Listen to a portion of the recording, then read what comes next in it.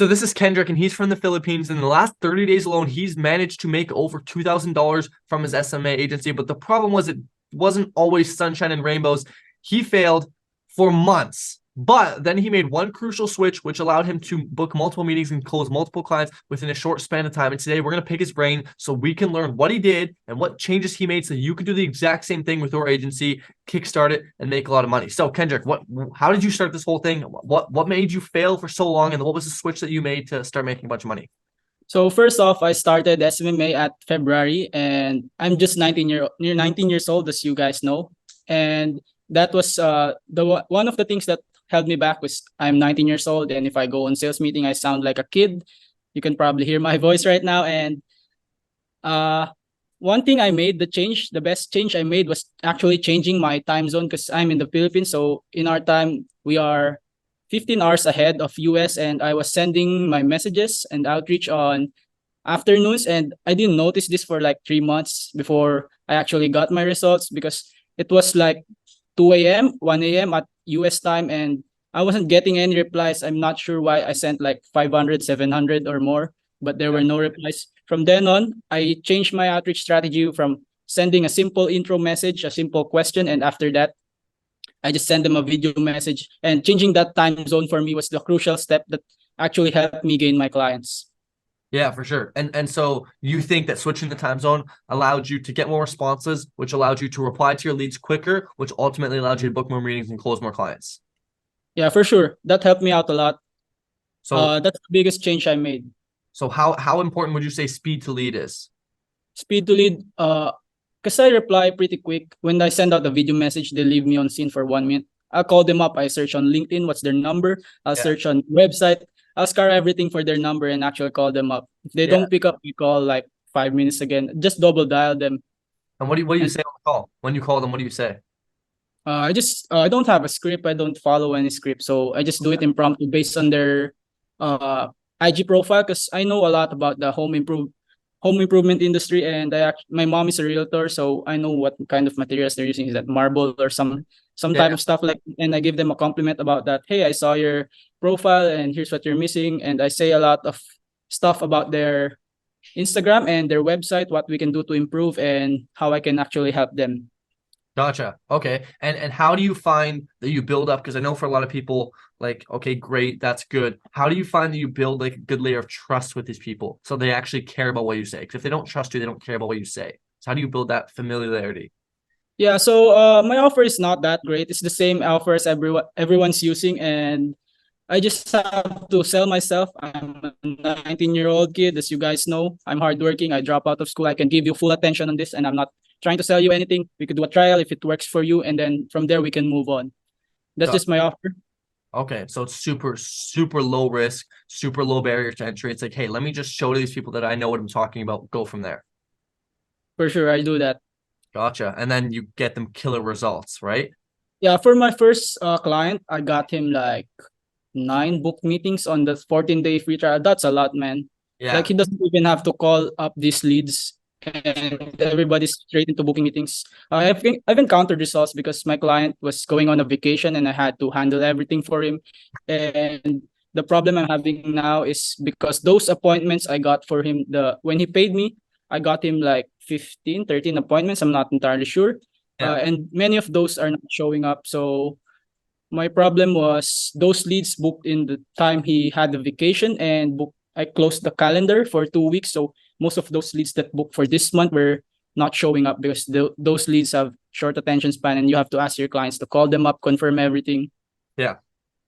No, for sure. And I know something that a lot of people are probably wondering, how do you charge as much as you do? Like I like I'll be honest, you are probably one of the most confident people when it comes to charging what you're worth because you deliver stellar results, hence why you obviously get paid good amount. But how are you so confident? Because I know a lot of people are still so shy to charge even what they're worth, right? So what do you think makes you so different that lets you charge, so like a good solid price so easily? It's mostly limiting beliefs. These guys have limiting beliefs that like $1,000 is too much and they don't believe in themselves. But these guys would pay a marketing company like 10, 20 for them. the big company will probably do better than me, but I can give some type of results that will be a worthy investment of them. And that's why I do a trial. If they're gonna do a trial with me, I do my best to show them the results, and that's why I charge a high price. If I'm not gonna deliver them anything, why would they even pay me? So that's Gotcha. the most part where that's why I charge a lot. Gotcha. So you do a free trial for all your clients to prove, hey, look, here's what I can do, and that justifies your prices.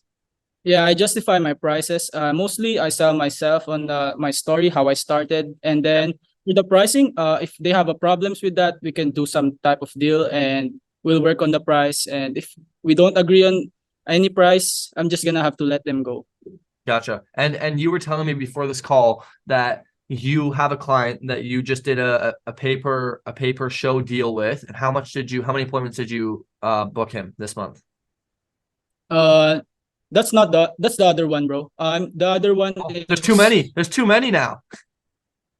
this. It's always a retainer plus paper appointment because they don't want to do a full 2 grand because we've only worked for 14 days and they can't trust me that well yet. So Yeah. I've lowered down the barrier for them to entry. So just upfront $1,000 and then performance fee. So that serves as an incentive to me to work hard to actually get them those booked appointments. Gotcha. Okay, and let's backtrack a little bit because a lot of people, probably aren't at this stage yet. So let's backtrack a little bit to when you were failing your SMMA, right? You failed. You told me you failed for 3 months straight. Is that correct?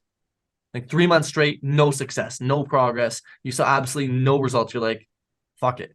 Okay. So what do you think? What was the key? Like I know we talked about this earlier, like speed to lead, time zone switches, but like what else do you think played a role in actually, taking your agency from literally nothing to the point where it's at now? What do you think was the driving factor? I know we talked about a few things, but what other things do you think that you wish you would have known earlier on that would have helped you scale your agency? First off, my IG profile looked like an absolute bot.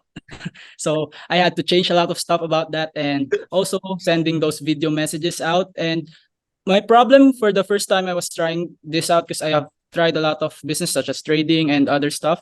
Yeah. And I failed miserably. So I tried to stick on SMMA. I wasn't doing that much volume. And so I tried to do more volume. And after 3 months, I wasn't getting much results. So I happened to stumble across RSC. And then I messaged you guys to ask for your help because I was locked in at that point. Bro, I put myself in debt just to make this thing work.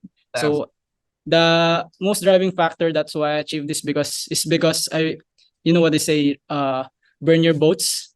Yeah. Yeah. Yeah. Yeah. Bro, I dropped out of school without my parents knowing. And Yeah. I borrowed money from my parents just to learn more about the software, go high level. Yeah. And I was in debt around $800, I'm not sure. And in the Philippines that costs a lot. Yeah. So the driving factor that helped me reach this state is the one where I put myself in that situation. Gotcha. Sweet, bro. Yeah, burn all your bridges, cut all your ties, burn the boats, like you said.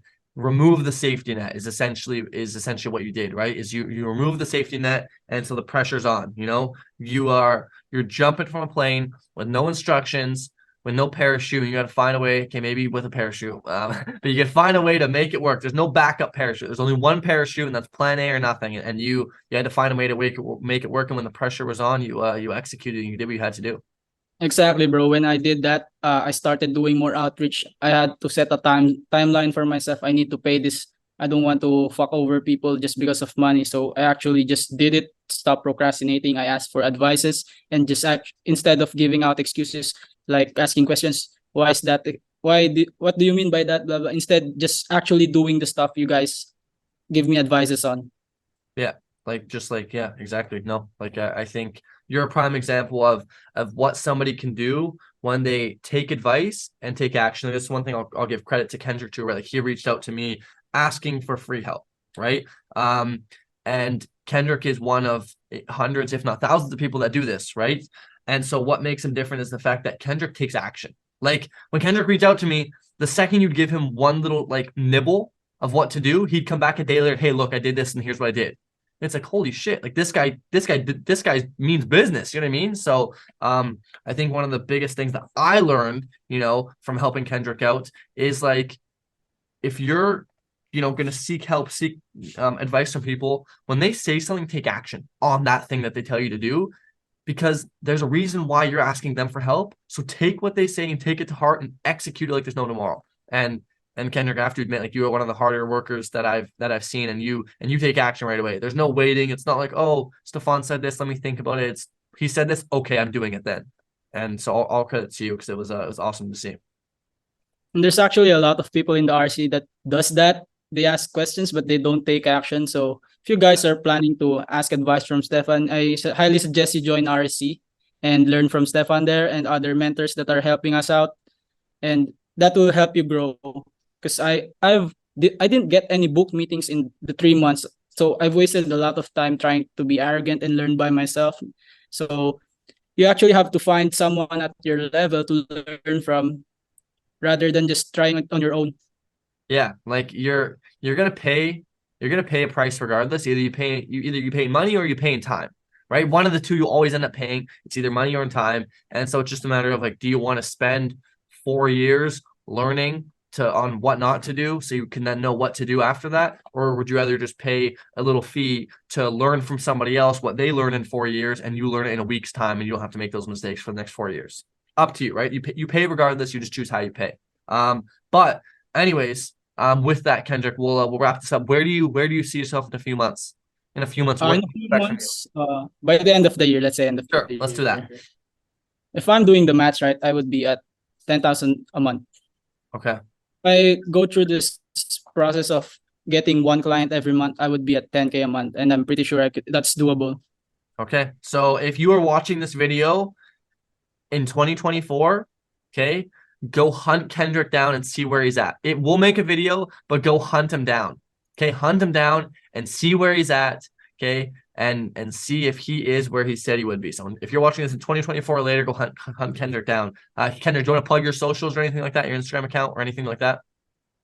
Yeah, my Instagram would be van.lianis, so I could type it out in here, so you Type it. know. Type it, and I'll put it in the description. Okay, I'll put all that good stuff in the description or right here. If you guys can see this, boom, there you go. Go follow him.